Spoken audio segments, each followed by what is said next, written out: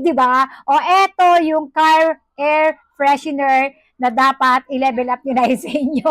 Kasi eto, meron ka na pabango, meron ka pang pang-display sa kotse mo. Ang astig, hindi boring. Kasi baka boring yung mga pabango nyo sa kotse nyo o sa sasakyan nyo. Ay, ito ilagay nyo. Mura lang to.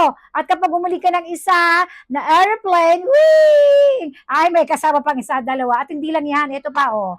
May libre na rin siyang, tara, pabango. O, pipili na lang kayo ng scent nyo. Pipili rin kayo ng kulay kasi may ibang kulay nito. Iniisip nyo, umiikot ba yan? Yes, umiikot siya, kagaya niyan. Kasi solar to, ayan o. Kita nyo yung panel niya, ayan. So, itatapat nyo lang siya sa dashboard, dikit nyo, may pandikit yan. And then, kapag ka tinapatan siya, nasinag ng araw, kanina nga, pag-unboxing ko, dahil nga, meron akong ring light dito, umiikot siya. Nagyan niya siya, o, nag-LC niya. Siyempre, yung bango niya ay wala pa rito kasi andito pa.